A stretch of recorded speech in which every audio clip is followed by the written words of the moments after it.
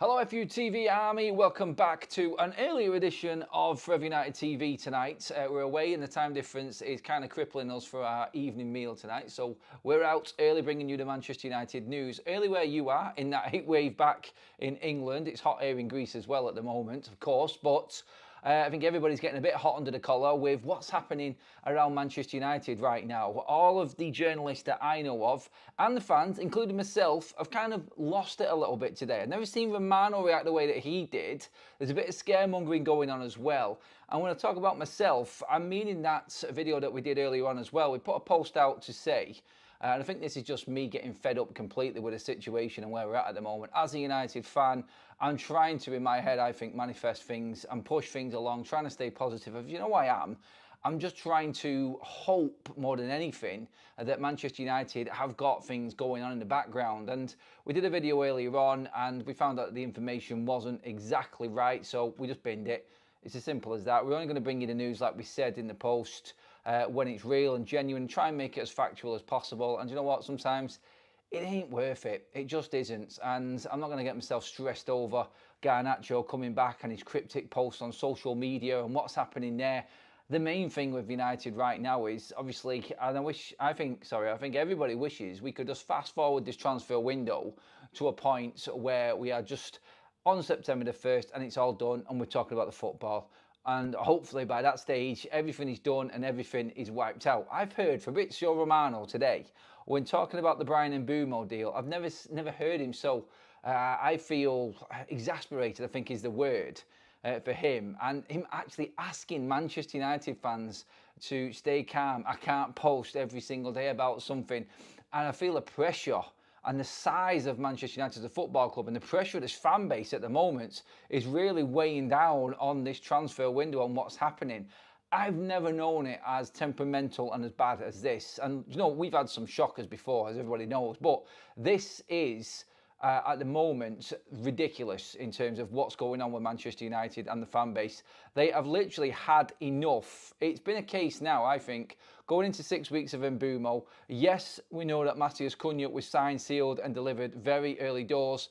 And we're looking here now, I think, at Manchester United 6 weeks in. The fan base have had enough, simple. That's where it's at. I know they have because of the messages that I get, the responses that I get.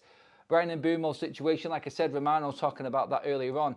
But Jadon Sancho, that was the big one this morning, wasn't it? That was massive. When we talked about the lies and everything that's going on, and now we've heard Ben Jacobs this afternoon as well. He's posted talking about where the Sancho situation is. After Romano, obviously Ben Jacobs works alongside Romano in certain shows as well. I think on Gimme Sport they both do pieces on there as well. So Ben Jacobs would usually back up what Romano says. So on the Jadon Sancho situation and where it is right now, like it's always been said, and we said this morning, the story from Gimme Sport linking Jacobs and Romano with this, the story on Gimme Sport this morning was that United will cut the price to get Sancho out of the door. The reality is smacking Manchester United hard in the face here, and they're going to have to pay for it. They're going to have to pay for these players that they're already paying for.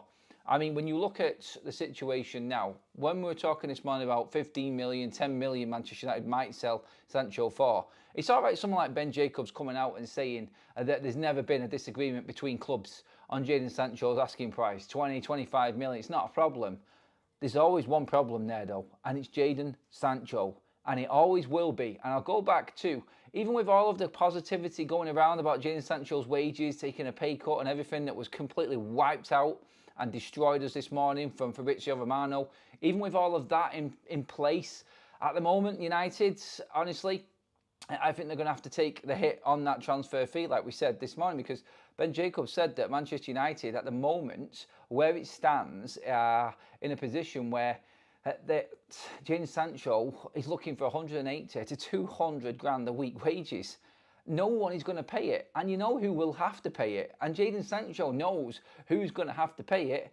That's Manchester United. You look at a man here that has complete disregard and disrespect for this football club. You only have to look at his social media accounts. There isn't one post hardly, apart from a goodbye one where he's walking away for Manchester United. He hates this club with a passion. He hates the club that's paying him an absolute fortune at the moment. And he doesn't give a shit. He really doesn't. He will just sit there and play this out and get his money off Manchester United. And then I'm guessing he'll get his sign-on fee next season because he's leaving on a free transfer. I honestly now, I've given up hope. Again, if something breaks, I will talk about it. We'll dissect it. We did always look at them reports coming from Italy with a pinch of salt. We said it's very positive. There's terms agreed. There's this happening. There's that happening. But until this actually gets to here we go, or the done deal from Ornstein, we're not going to get over the top with it. And Jadon Sancho strikes again. He is the leader of the pack at the moment when it comes to wage demands, and a man that doesn't give two flying F-bombs about Manchester United. And that goes on to social media, like I just said. The disregard for Manchester United, the club that's paying him a fortune at the moment, not one mention at all on that social media account of his. All he cares about is the bank that Manchester United are filling for him, and that's it. You move over to Garnacho at the moment and where he's at, and you've seen another cryptic clue from him. It was him asleep on a private jet with the caption "coming," something like that. I'm thinking he's on his way back home, or something along them lines there. It's like, it just feels like a bit of a wind-up at the moment. I know we're highly strung, and I think that's where I made the mistake earlier on today with that other video, in clinging on to a quote from Napoli's president, which Romano said wasn't true. I'm just a fan right now that's just up to, I'm up to here with it, with these players. I understand, and you all know my stance on the transfers. We'll talk about Mbeumo in a moment, actually. But in terms of where I'm at with these players, wit's end. I cannot stand them for the life of me. There's a fantastic piece on Twitter that the Swedish Rumble has done about breach of contract with these players and what's actually happening with them, and the complete disrespect for a football club that these players have actually got, the lifestyle and the privileged position that they have been put in by this football club. And like I said before, the disregard and just no interest at all whatsoever from these players about what they're doing right now. The people that are losing their jobs so they can be paid just to get by. This, again, it just fills the fan base with hate. And you'll have some fans that still like the players and are still clinging on to the players and blaming the club. I've said it before, the club is at fault for this. The Glazers are completely at fault for everything that we're talking about right now. And it's going to take time for that to be eradicated from Manchester United. It's as simple as that. But whichever way you look at Manchester United's predicament right now with these players, we all know, and we all have to take the hard truth smack bang in the face, that these players are just going to cling on to absolutely everything that they've got. And they're not going to stop. They're going to rinse Manchester United completely dry. Just expect Marcus Rashford to be the next one to kick up a stink. Manchester United have all of these plans about standing their ground with Barcelona. I've got no confidence that it'll happen at all. I really don't.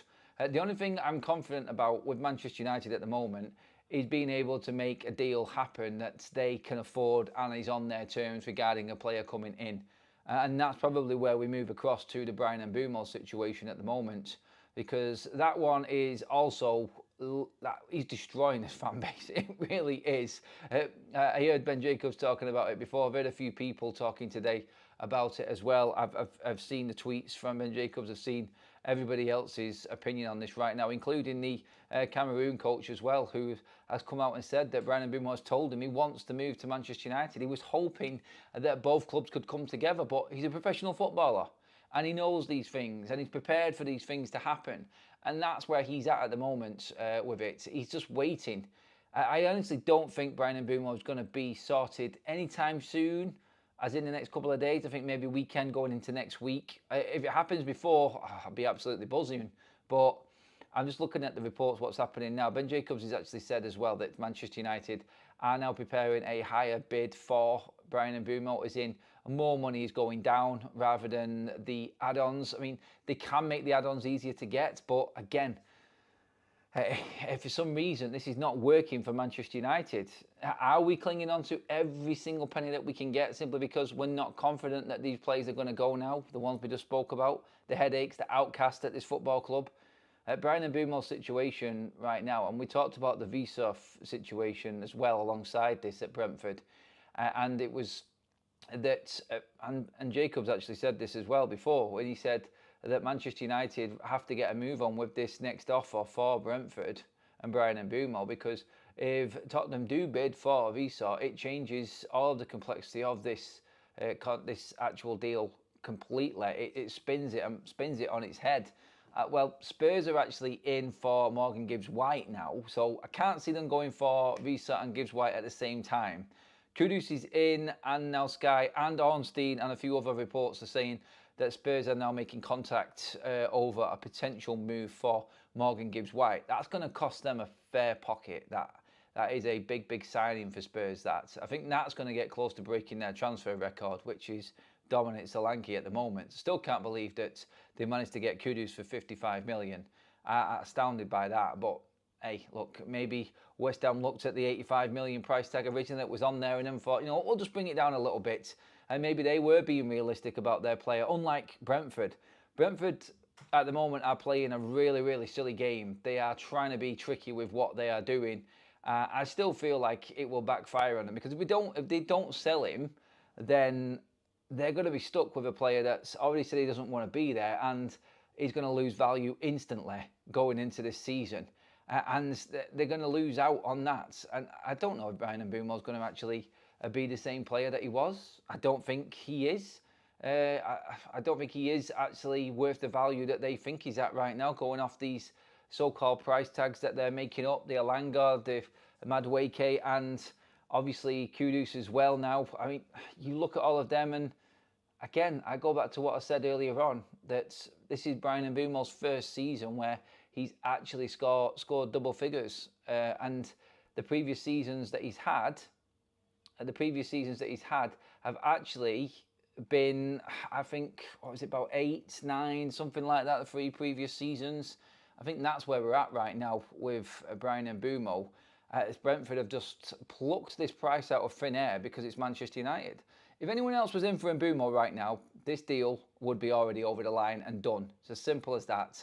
Finito, done and dusted. But we're not. We're dealing with a club like Brentford, who are hard negotiators, notoriously get good value for their players. And I think we're in a position where we just, with Ineos needing to make an impression as well, are just not going to give up. That we're not going to give in to this. So yeah, I mean, Bryan Mbeumo, 65 million. I think that's fair price for him. I've said this all along. I think he's worth that money, no more than that. And United, I don't think will go above that. I think United are walking if Brentford are realistically looking for more than that. I don't think they are. But even Jacobs said earlier on that there is this mystical £70 million price that they're thinking about because of the other transfers that have gone on. And everything that's gone on before, I think, is actually, I think, proof that Manchester United have, have stood the ground right. I don't agree in them other prices either. I mean, it kind of undoes Brentford when they're asking the money that they are, because if they're using the examples of them players, after Bryan Mbeumo's had one massive season, which he did last season, the others have been good, and he is a good player, but still, he's not. You cannot compare them other players to Bryan Mbeumo, and you're looking at the prices because of the output that they're putting in. Literally, their director of football has said he's had a great season, he's got 20 goals. That's worth 65 million quid, yes, but no more than that. I'm hoping that the hold-up is Manchester United standing their ground and trying to get a better deal, and it's not actually thinking about paying more than 65 million, because that would have been a complete and utter waste of 6 weeks of this transfer window. And that's what this fan base is then going to go in on, and then he's going to absolutely destroy Manchester United's ownership model with. And you know what's coming, you know it will happen. Of course it will, because everybody's fed up at this football club at the moment. They need, and we need, something to happen very quickly. Otherwise, again, it will be, they're not going to completely give up this fan base, we never will, but you're going to be looking at probably the worst atmosphere going into a Premier League season. That's like, even the tours are not getting, I mean, I've been on them tours, like the seats are not filled. It's not the Manchester United of old. This club is going to go down and down and down unless they start making a move up that table and competing again. It is slowly disappearing into the fallen giant category of football club at the moment, Manchester United. And this probably is the biggest summer of all that we can make a difference with. But it goes back to what we said at the start of the show. If you can't move these players on and they don't want to leave, then we're stuck. We are absolutely nailed to the floor, can't move anywhere, and United, I don't know where we go from here apart from taking the loss, paying out what we have to pay out to make the difference up, to move these players on, get them out of the way. That's what you have to do. And maybe Manchester United, again, after this season, if we're not in Europe next season, I think we are in big, big trouble. But at least we've made a mark with these players and trying to move them out of the door, getting them gone. I think we'll just give United enough room to bring in at least 2 more signings this summer that will make a difference. But not having Europe this season is going to be the one thing that Manchester United can actually take advantage of. I don't think we're going to get anywhere near what everyone else has done transfer business-wise, because we can see what Spurs are doing now. If they bring in Kudus and then get Gibbs-White, making serious moves like what Arsenal are doing as well, Liverpool, Manchester City, they're only going to do more business. At the moment, Manchester United are just holding their head above water in terms of competing with these clubs in this window. A lot of people would actually say that we're not anywhere near competing with any of these clubs right now. If we sign Mbeumo, that puts us back up there again. We just need to get that deal done. I think that's what's important right now, more than anything. We need to get Mbeumo over the line, and then we can move forward and probably feel a little bit more comfortable going into the season. But it just feels, doesn't it? It just feels like we're in a position now where it's not the end, but anything can happen at any point. And it changes day to day. I'm still confident that Bryan and Mbeumo will get done. And we're expecting something to happen. Maybe United do up that bid, like we said, in terms of what's down, and then the add-ons on top of that. But past that, we are really, really struggling. We are struggling to really boost anything. And like all we're gonna get now is the same players walking out into a pre-season. And do you know what? And this is one thing that I will look at closer this summer as well when it kicks into gear in a couple of weeks. Less actually now for that first game. If we're not seeing any changes and we're seeing the same old drab football, even in pre-season, you will see a massive turn. You will see this fan base lose its patience instantly. And that, I think, is something that Ruben's going to have to be prepared for. And maybe he's right now, he's going into this and saying, look, we need to make things happen. He's speaking to the board right now. We are in no position to climb that table.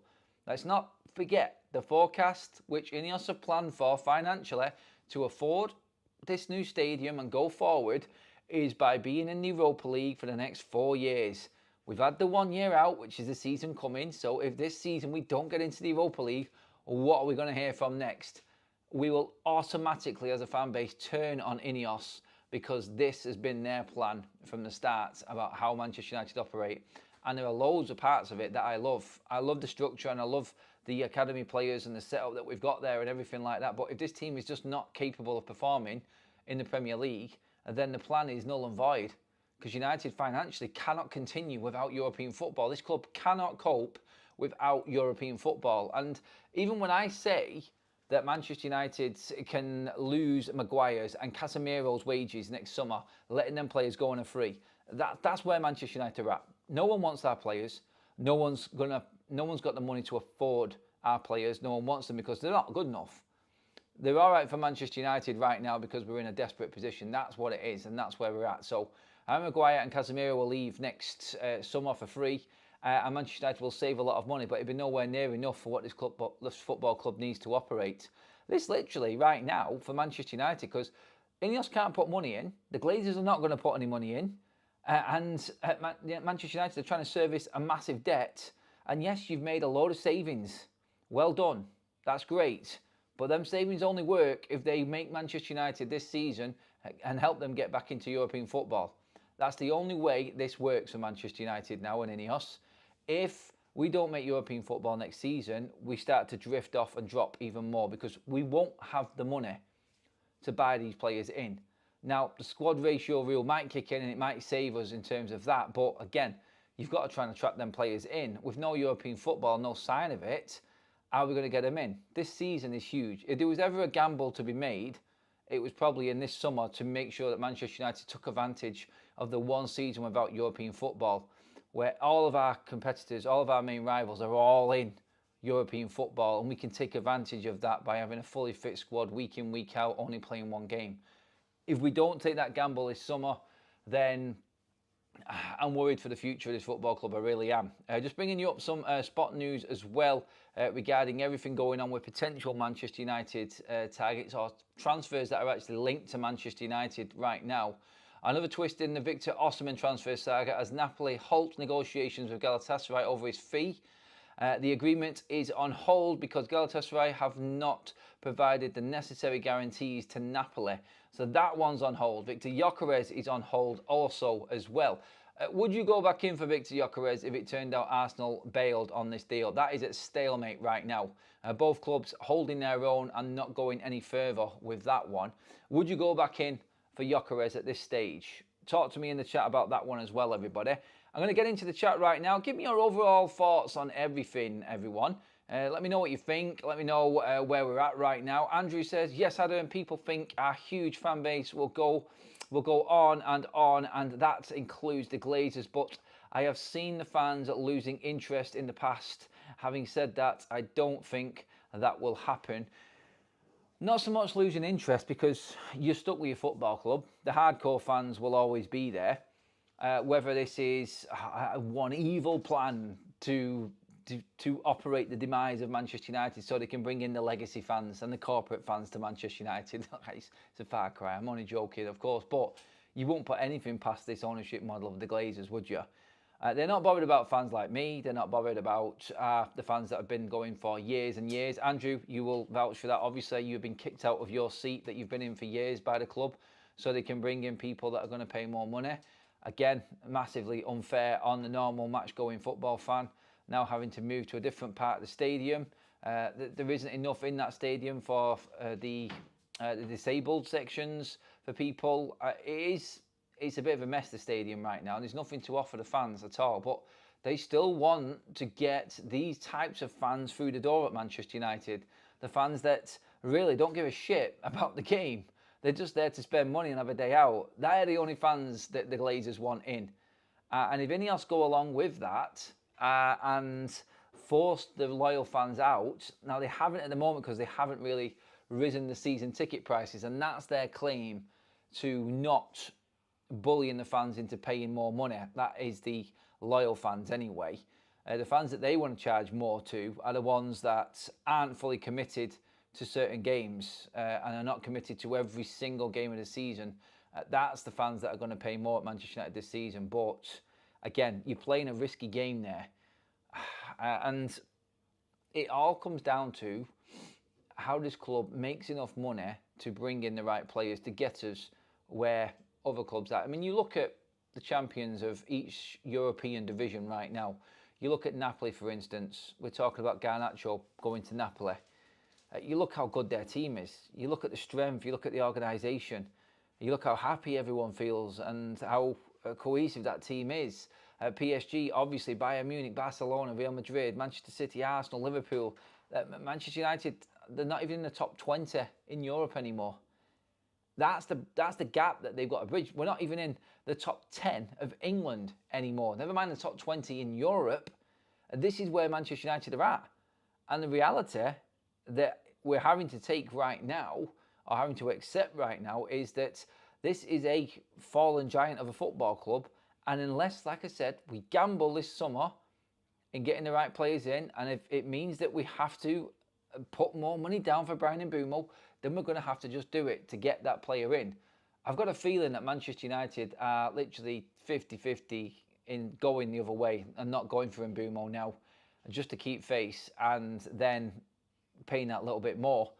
I personally feel that they will still make the deal happen and it will just settle everybody down, like we've been saying. But the longer it goes on without, and the more stories that come out like Jadon Sancho, like Marcus Rashford, like Garnacho, it's scary times right now for Manchester United. It really is.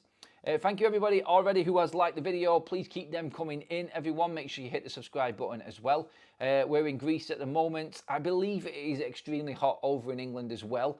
So hit me up with some temperatures where you are as well, everybody, and what's happening in your part of the world. Carl says, we're not getting Europe even with another 2 or 3 signings. I don't think we're too far off. We're not getting Europa, even with another 2 or 3 signings. I don't think we're too far off. That sort of didn't make sense, that, mate. I had to read that twice. 8th would be a good forward move for us right now. Can't afford to be, mate. It's got to be European football. And I'm sorry, if Nottingham Forest can do it, so can Man United. I'm not having that these players cannot play 1 game a week and not get up that table. Like, honestly, who are we competing against here? And can we not overhaul the likes of Forest, Newcastle, Aston Villa and get into some form of European position? I'm sorry, if we're giving up on that, we might as well give up now. There's no point. Like, we have to be able to get 6th in the table, 5th, and get Europa League football. That must be a minimum for Manchester United. It has to be. And we have to go all out in both cups. Well, particularly the FA Cup anyway. Adam, that's why everyone was complaining about this window being slow. But you were positive and saying we are at a par with everyone. I was back then, mate, like I just said before. Reality is we're way behind everybody. No, we're not. We're not way behind everybody. We're way behind everybody from the last season, but not in this transfer window at the moment. We're pretty much level with who we need to be, which is the likes of Newcastle, which is the likes of Spurs, Aston Villa, Nottingham Forest. These are the teams that we're competing against. People who use Liverpool, City and Arsenal against me as to falling way behind. You actually think that we're going to be competing with them in the league? No, you're right in saying one thing, in that we are miles behind everybody, but not in this window. We've actually done all right, but now we're drifting out into the bottom half again here in terms of ranking of how far teams have gone this transfer window and how well they've done. I think we are drifting off now. We need to get Mbeumo over the line, then we're back up again, and I think we're doing all right. But until that deal's done, no. Again, I'm watching Rasmus Højlund walk into training today, and it just puts the fear of death in me. The biggest headline that we've had today is Diogo Dalot is now officially Manchester United's number 2. I'm like seriously, man. The Man United don't know how to read the room sometimes.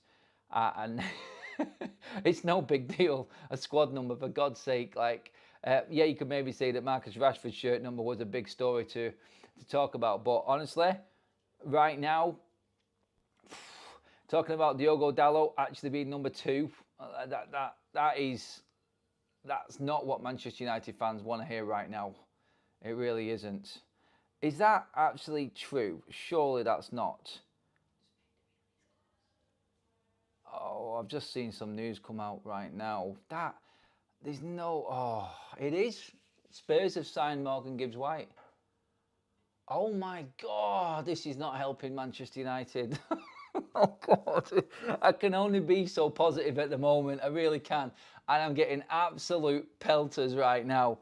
Breaking news, Morgan Gibbs-White to Tottenham. Here we go. Spurs trigger 60 million release clause after direct contact with Forest today. Medical booked and set to take place in 24 hours, as Mike McGrath reported from the Telegraph. Follows kudos. Well done. Massive move for Spurs project. Oh, sometimes you have to admit defeat, and at the moment I feel like I'm being beaten to a pulp. Honestly, now Spurs have managed to sign 2 players in a week. It's completely destroyed all hope. The only good thing about this is like I said, I was thinking that maybe the Morgan Gibbs-White saga might drag out a little bit. I can't even call it a saga. What am I on about? I was hoping that Morgan Gibbs-White would actually drag on a little bit, so it took focus off. Honestly, right now, they're getting that done in a week. They've managed to sign 2 players in a week and spent, what's that, 115 million on both of them? Again, like seriously, if Brentford need to take anything from their stance with Bryan and Mbeumo right now, it's Morgan Gibbs-White for 60 million and it's Mohamed Kudus for 55 million. Bryan and Mbeumo is in this bracket of player, Brentford. Except that that's the market value for this man, and just sell him to United so we can all actually start thinking that we are still in this transfer window, please. And like the comment just said there, way behind everybody. Well, now we're falling even further behind. We're falling behind Spurs now. Look, a spade's a spade. I've always said it on this channel. I'll call it as I see it. And I've just seen news here that, honestly, it embarrasses Manchester United. And this goes to show, doesn't it, how important that final was for United. And Ruben Amorim saying that this team needs more time. This team needs more time on the training ground. We need to change the culture. Like, Ruben's got a hell of a lot of work to do now, because I'm sorry, it's like you can't polish a turd. You can make these players play a little bit better, but when your opposition is signing the players that they're signing, then you need to start getting into the boardroom, knocking on the door and saying, hurry the F up. We need to start making our own players, and we need to start making our own moves on players here, boys. We are falling behind a little bit now. And this is the first time that I will actually hold my hands up and admit, like, United are falling further behind. Like, we had a great start. The window was fantastic.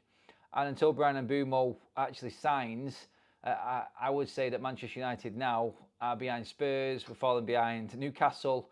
We're behind Chelsea, behind all of the top three. So you could say, like, the top six pretty much we're way behind them in terms of transfers. I think Brighton are making moves now as well. But this news about Gibbs White signing for Spurs, first of all, Gibbs White, that's not a good move for you, my friend. I honestly, I am surprised that Gibbs White has signed for Spurs. Considering that Manchester City were interested as well, absolutely staggered. But Spurs are going in and hitting some release clauses. And you know what? When the release clauses are in these contracts, it makes transfers a lot easier. This is what United did with Matheus Cunha. There was never any situation where there was any disagreement or fallout or a discrepancy on transfer fee. I tell you what, I wish we actually had a release clause on Bryan Mbeumo. I really do. In terms of Laurie Whitwell's actually been talking as well about the situation with Bryan Mbeumo. I'll just read it out now. I thought it was getting close. It feels like the bids that have been made and what Brentford wants aren't that far away, aren't that far apart. Clearly, United have a position that they want to maintain. Brentford have a position that they want to maintain. I think we're at the stage with the club under Jim Radcliffe where they're trying to negotiate hard for players and don't want to be seen losing out in this competition, shall we call it. So trying to keep face, basically, in this. It's a bit late for that now. Whichever way this goes, everyone's going to go on him anyway. Even if it's only a couple of million, that's something that United don't want to feel like they've been forced into. Surely there's a middle ground in all of this. Sorry, I was struggling reading that because it came up in small print. I couldn't actually read it on my screen. Laurie sounds exasperated as well in this, apparently. He's been talking on another podcast there where it's everyone's fed up. Like, they don't know where we're going with it. This is what we're saying at the top of the show. This is what I was trying to explain. Like Romano, Ben Jacobs, Laurie Whitwell. Nobody knows what's going on. Now, you could try and spin that into a positive if you wanted and say, look, realistically right now, Manchester United, nobody knows what's going on. This is unheard of for us. Everybody usually knows what's happening with United and it's all over, but no one knows what's going on right now with Brentford and Bryan Mbeumo. So maybe this is United keeping it in-house. You could maybe add that as a positive. I know that's not going to have much legs with many Man United fans right now, but still, that's the only thing I can take from that, possibly. But honestly, again, just going back to that news that just broke, if you have just joined us now, Spurs have the here we go again, the second here we go in a week. 115 million spent on a brand new midfield, it would seem, an attacking lineup for Spurs. If they go and get Visa now, then where am I at with Ineos then? That gets difficult. That gets very difficult at that point because United have had 6-7 weeks to sign one player and Spurs have just done 2.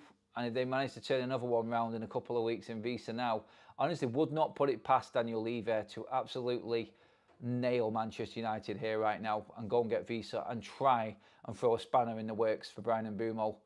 Because that would be what? So that's 115 million spent so far for Spurs. You add Visa to that, that's probably going to take him to just over 150 million spent.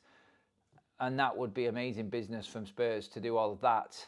I would not put that past Daniel Levy right now, just to make a statement. Obviously, let's not forget, Ineos have fallen out with Spurs anyway because of that sponsorship deal. So you look at that situation, Daniel Levy, no love lost.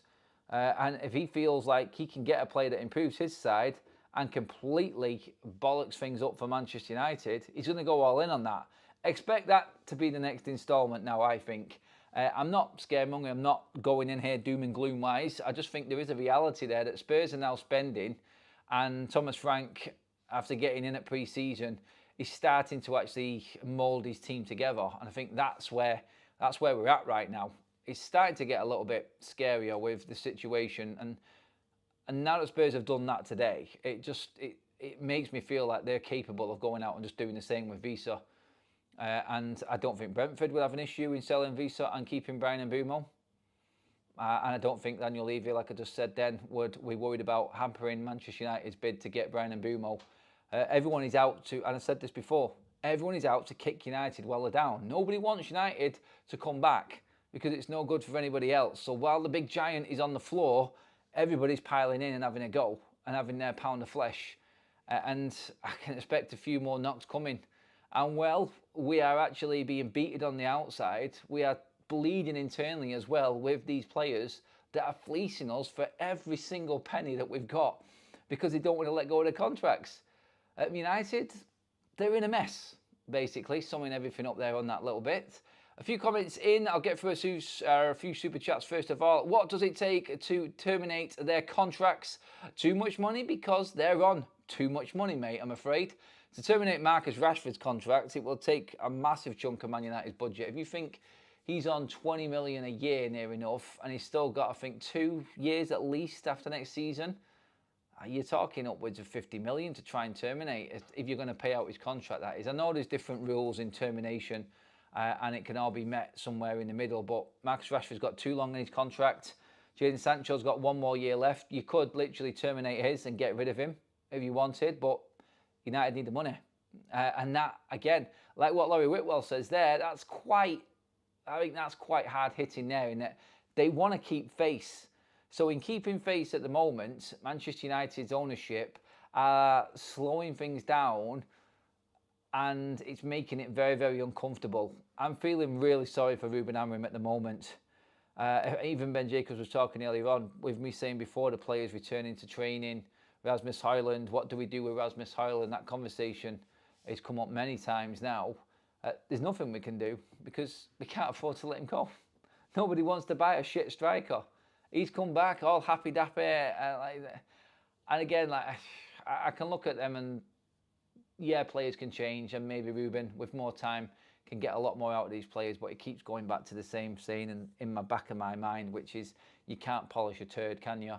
And his players really, they've already shown the colours. That, like Rasmus Højlund, for me, maybe he'll get a bit better. He's still young. I don't know though. Ruben hasn't got time to nurture Rasmus Højlund through. What will happen here is it'll come down to Ineos having to back Ruben Amorim no matter how bad this team is next season because they haven't given him anything. I said this earlier on. You need signings in so we can judge Ruben properly.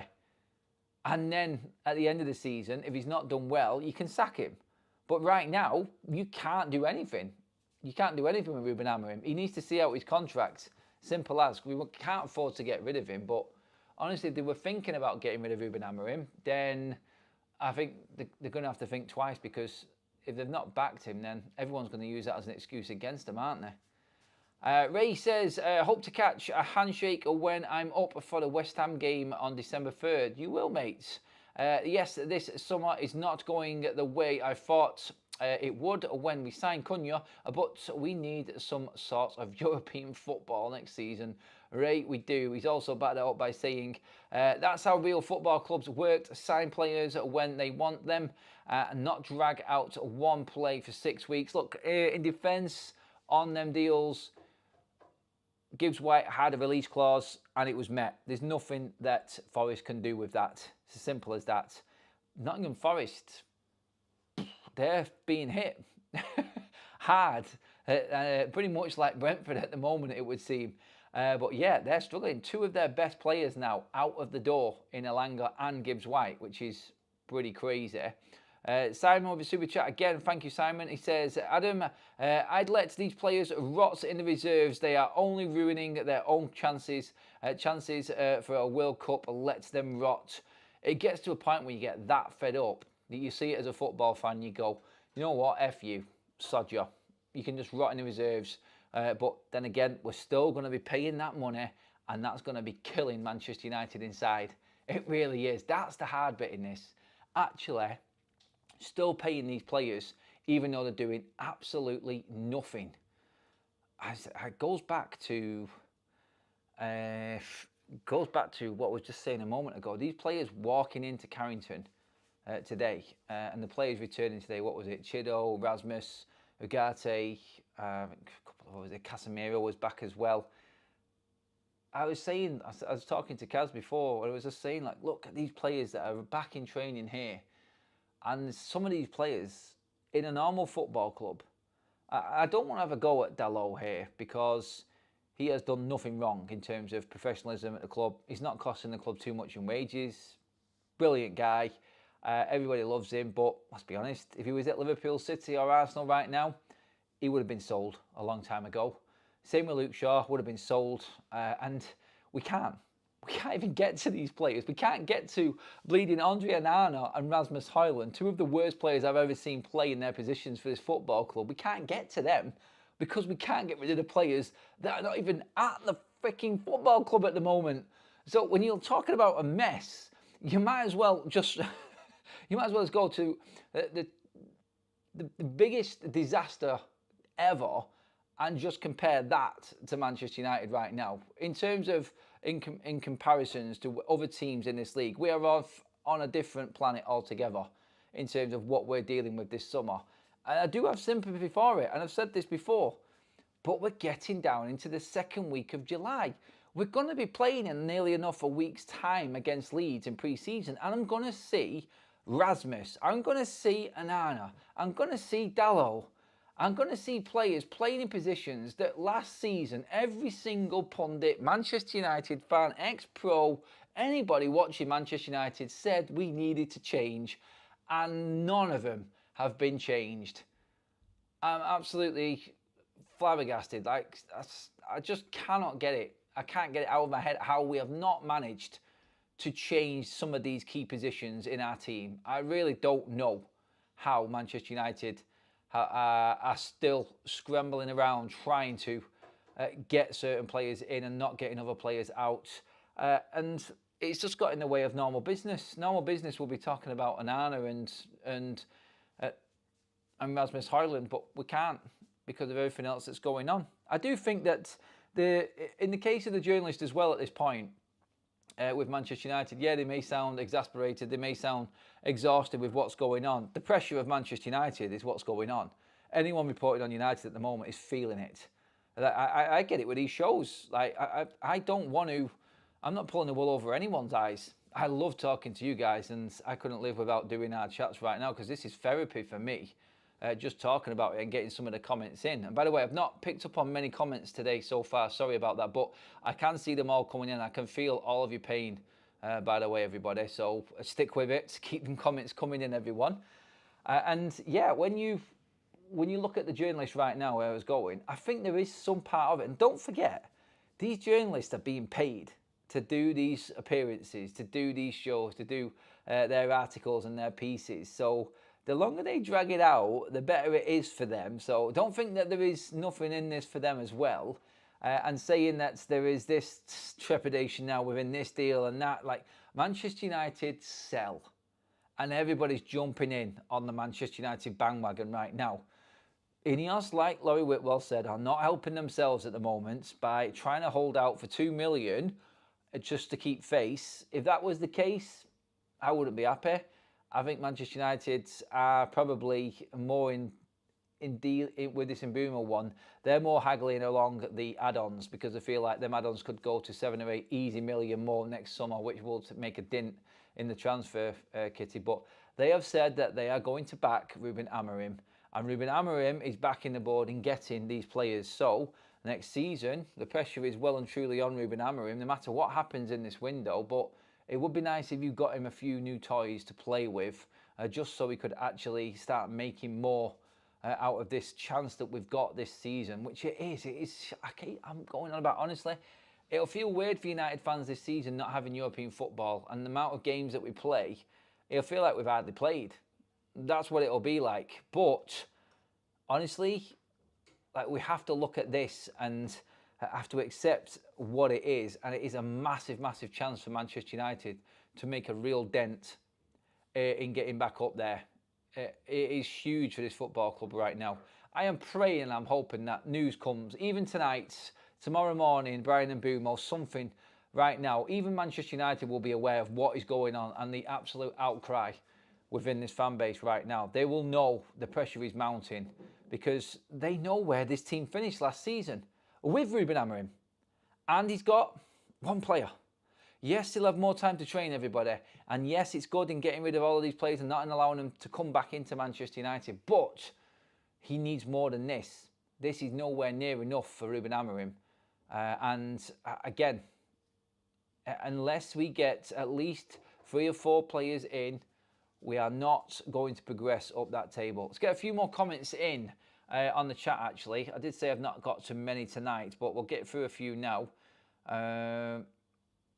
You guys can say whatever you want. My opinion, I read and listen to everything about this club like a job.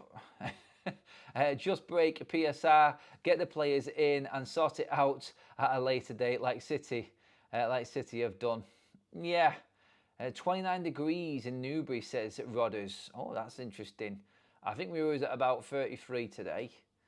So not too bad. Getting a bit toasty by the end of the day, though. Take Onana off the pitch and give him a window seat at Carrington, where he sits in an office and does nothing until his contract expires. No training, no game time, nothing. I'm not joking, says Gregory. In terms of the goalkeeper situation as well, the closest we've got to that is John Victor. That now looks likely to be the one goalkeeper signing for Manchester United this summer. He's the one. He is apparently aware that he will play as a number 2 again. I know you don't want to hear that because that means that Onana starts in goal. And I've said this all along. I think we are going to be seeing Manchester United bring in the number 2 into the number 1 spot. There's no way that anyone at United can think that Andre Onana is going to be Manchester United's number 1 goalkeeper next season. He's good enough, in fact. He'll start the season. He will. But I'm hoping the number 2 coming in will eventually move him aside. And I think that's the plan inside at Manchester United as well. I really do. This club is done. Man. Ready for relegation battle next season, guys. This is it. This is what happens. Let's see. I can see a lot of debates and a lot of arguments going on in the chat there as well. And again, I'm not necessarily blaming certain people for this, but this is what happens to this fan base. I've seen it before. I always say in the chat is try and keep it civil, everybody. It's none of our fault. It's all the club's fault. Remember that. And we love our football club, and it's hard to watch them slowly just decline to the level where we're at right now. It is painful. A signing will cheer everybody up. A signing will make everybody feel so much better. And I think that's it now. Like, Manchester United are on the brink, and we should be hearing more about Bryan and Mbeumo soon. I think once that happens, I think everything changes then going forward for Manchester United. At least we'll have 2 outstanding players in, which, to be honest, I never would have expected Manchester United to make.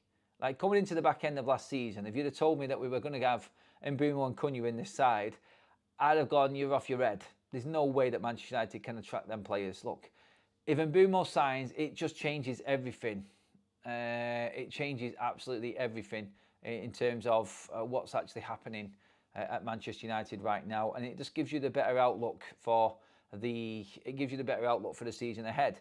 Just to go through what Laurie said as well, and this is exactly where the Manchester United journalists and correspondents for this football club are at right now. They're knackered, and we're only in July. There's another 6 or 7 weeks of this window to go yet. And everybody now is just at their wits' end with what's going on. So this is exactly what Laurie Whitwell said again. I was struggling to read it before because it was in small print. But this is what he's actually said. I still think it'll happen. This is on Bryan and Mbeumo, by the way. It's just that Manchester United overpaid for players in the past, and Radcliffe has an agenda to change that. The club also feel like they should do that. It's prudent They've made people redundant, and at the same time they are spending money, which is probably cumulatively the gap for Mbeumo. I do think the Glazers might still have some oversight on this as well. They are the majority owners. You spend 62.5 million on Cunha. You have a similar fee for Mbeumo. It's more that they'd want him. That's quite a lot of money for two players who are 25 and 26. So in that first paragraph there, Laurie's saying, don't forget, the Glazers still have a say. And of course, if you're going to spend 125 plus million on two players, 25 and 26, then they're going to want to know about it. They also should have known about Manchester United spending 60 million on a 29-year-old midfielder that is now on over nearly 20 million a year in Casemiro. Nothing against Casemiro, but in terms of this, the Glazers, well, why weren't you switched on to this before is what I would say. Laurie also goes on to say, I still feel like United have done so much work here that is different to the Branthwaite one last summer, where they made a couple of bids. They also had Lenny Yoro, they had De Ligt as an alternative. If they don't get Mbeumo, they've already missed out on Delap. Where do you go from there? That's an interesting... I've not heard Laurie speak like that actually so far this summer. That's why I feel it's different, but the longer it goes on, the less confident you feel. But they've done so much work. I'd be stunned if they don't follow through on it. No idea. That's what that reads to me. Absolutely no idea what is going on. And that, I think, is every single journalist right now. It is. And that's how it feels. Please pop a like on the video, everyone, if you haven't already. Make sure you hit that subscribe button as well. Going to get into a few more comments before we finish up. Thank you, everyone who has commented, everyone who has put super chats in as well. Keep them thumbs up coming in, everyone, please. It helps. It's completely free. I know it's not happy at the moment, and I know it's pretty doom and gloom, but still, we are a United fan base. We need to be as one, and we're going to have to get behind. I don't know what sort of team next season, but we're going to have to do something to try and change how this team play. I can't hear me saying that. Honestly, the atmosphere at Old Trafford last season, that's the worst it's the worst it's ever been for me, honestly. Like, still go back to that game when Joshua Zirkzee was booed off the pitch. I could not believe what I was actually watching there, but that's where this fan base is at. And if things don't change this summer, we get battered by Arsenal on the opening day, I think Ruben's head will be on the block instantly. It doesn't matter who the opposition is.